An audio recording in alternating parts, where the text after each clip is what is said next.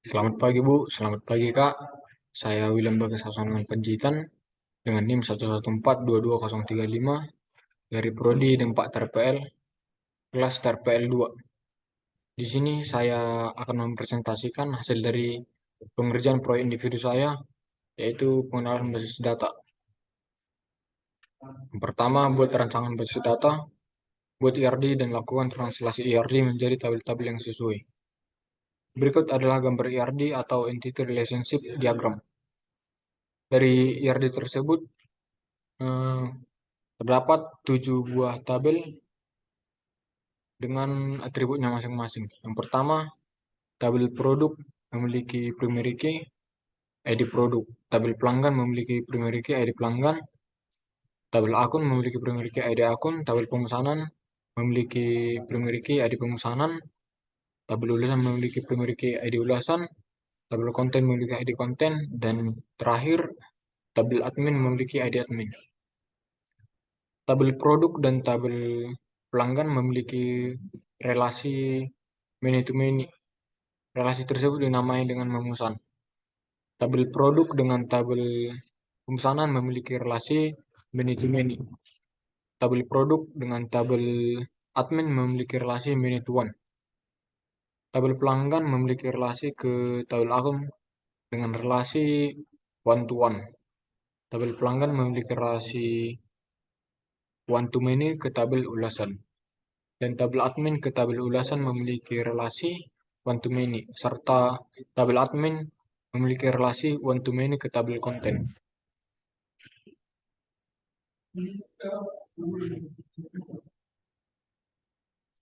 Berikut adalah gambar IRD yang telah ditranslasi atau IRD translasi. Dikarenakan adanya relasi many to many antara produk dan pemesanan, maka terbentuklah satu tabel baru yaitu tabel detail pesanan yang memiliki atribut yaitu primary key dari tabel pemesanan dan tabel produk.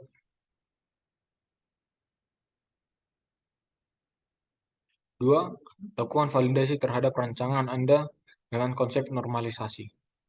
Normalisasi merupakan proses untuk memastikan bahwa basis data memenuhi persyaratan tertentu.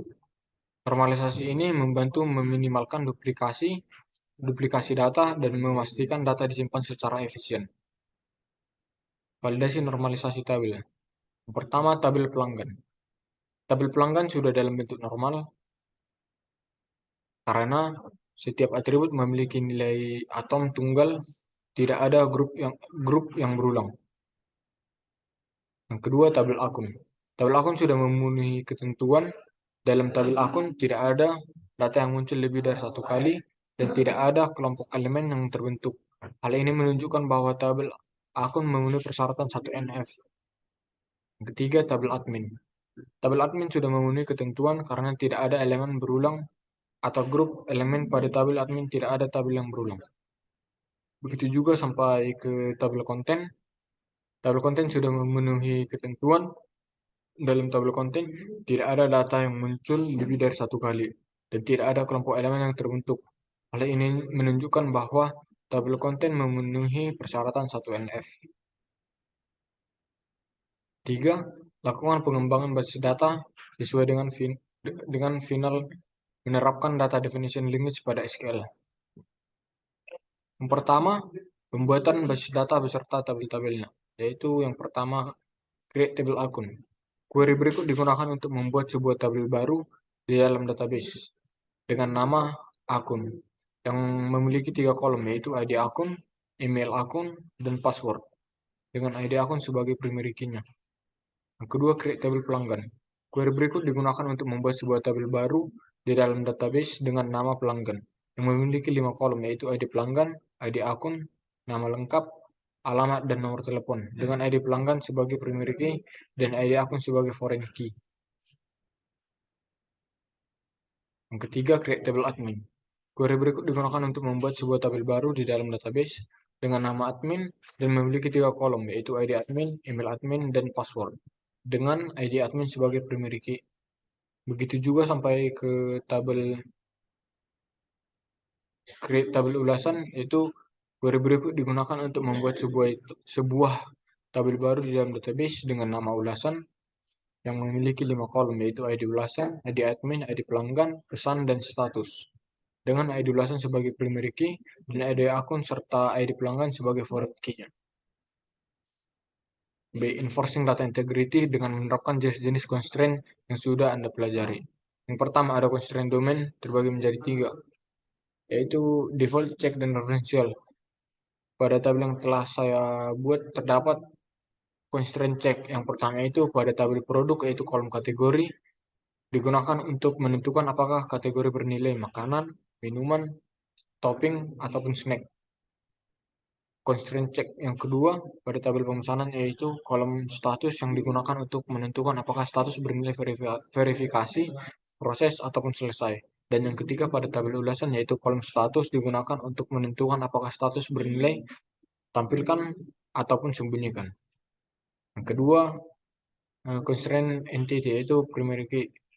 Constraint primary key terdapat pada tabel pelanggan pada kolom ID pelanggan, tabel akun pada kolom ID akun, tabel admin pada kolom ID admin, tabel pemesanan pada kolom ID pemesanan, tabel produk pada kolom ID produk, tabel konten pada kolom ID konten, dan yang terakhir, tabel detail pemesanan pada kolom ID produk dan ID pelanggan. Yang ketiga, constraint referential, yaitu foreign key. Constraint foreign key terdapat pada tabel pemesanan pada kolom ID pelanggan, reference dari tabel pelanggan, kolom ID pelanggan. Kedua, tabel pelanggan dan kolom ID akun, reference dari tabel akun dan kolom ID. Dan begitu juga sampai ke tabel ulasan, kolom ID pelanggan, reference dari tabel pelanggan, kolom ID pelanggan. Yang keempat, lakukan aktivitas pengelolaan basis data menerapkan data manipulation language pada SQL. Yang pertama itu, lakukan pengisian data dummy pada basis data yang telah dikembangkan. Yang pertama dapat dilihat berikut adalah data dummy pada tabel pelanggan.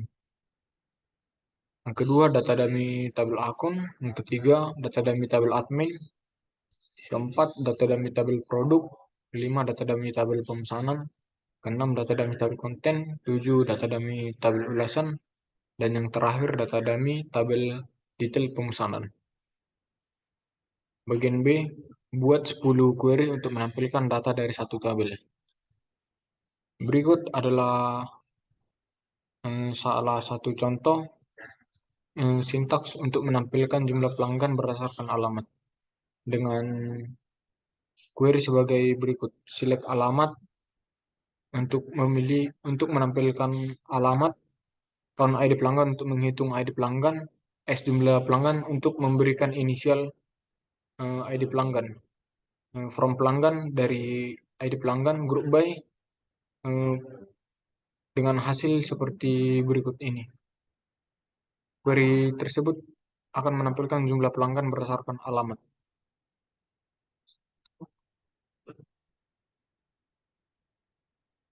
Contoh berikutnya, sintaks query seperti berikut ini. Select ID pemesanan, ID pelanggan, status, dan name tanggal, bulan.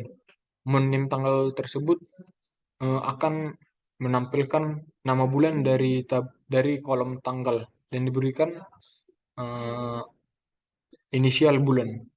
From pemesanan, where, month tanggal, not in, 4 order by dari pemesanan.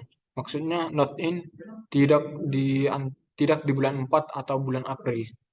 Dan diurut order by ID pemesanan, maksudnya diurutkan dari ID pemesanannya, maka akan menghasilkan output seperti berikut. Dan contoh berikutnya, sintaks query seperti berikut.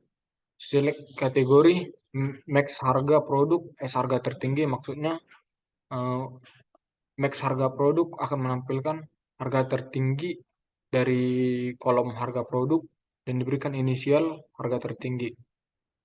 Min harga produk, harga terendah, maksudnya akan menampilkan nilai terendah dari kolom harga produk dengan inisial harga terendah. From produk, group by kategori. Sintaks tersebut akan menghasilkan harga tertinggi dan terendah dari masing-masing kategori produk. Berikutnya, buat 10 query untuk menampilkan data dari beberapa tabel, harus mencakup contoh inner join, left, ataupun right join. Sintaks yang pertama, select nama lengkap, S nama pembeli, alamat nomor telepon, S nomor telepon, dan jumlah produk from pelanggan dan beri inisial P. Inner join detail pemesanan maksudnya tabel pelanggan di inner join dengan detail pemesanan. On PID pelanggan sama dengan DP ID pelanggan. Maksudnya ID pelanggan yang sama dengan dari tabel pelanggan dengan ID pelanggan yang sama dengan DE dari detail pemesanan. Where jumlah produk lebih besar dari 2. Maka sintaks tersebut akan menampilkan data pelanggan dan jumlah produk yang dibeli lebih dari 2 buah.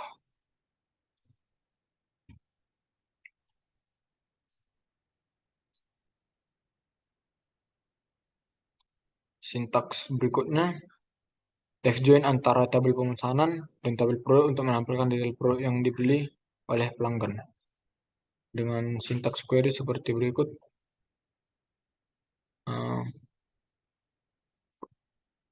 Left join di sini akan menggabungkan tabel pemesanan dan di left join dengan detail pemesanan.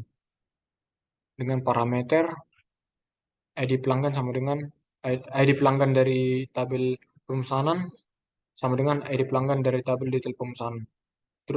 Lalu di left join lagi ke tabel produk dengan parameter ID produk dari tabel detail pemesanan sama dengan ID produk dari detail produk.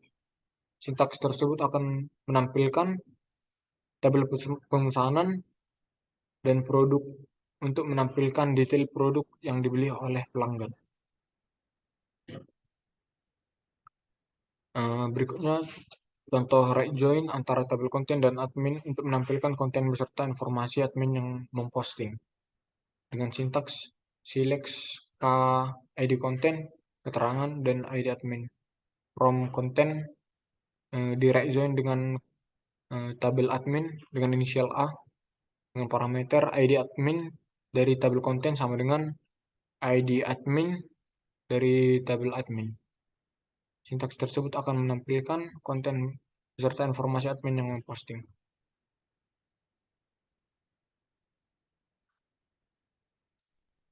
Berikutnya, penggunaan subquery.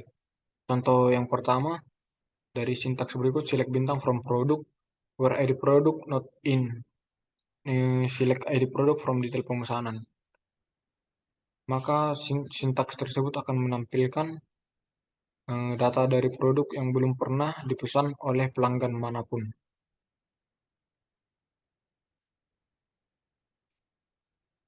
Contoh berikutnya yaitu select ID pelanggan, nama lengkap from pelanggan, where ID pelanggan in select ID pelanggan from pemesanan, where status sama dengan selesai. Sintaks tersebut akan menampilkan data pelanggan yang melakukan pemesanan dengan status selesai. Dan contoh yang terakhir, select nama produk, harga produk, from produk, where kategori sama dengan makanan, and harga produk lebih besar dari hasil query select average harga produk from produk. Sintaks tersebut akan menampilkan semua produk yang termasuk kategori makanan yang dijual dengan harga di atas rata-rata harga produk. Demikian hasil presentasi saya. Jika ada kata-kata yang salah, mohon dimaafkan. Terima kasih Bu, terima kasih Kak.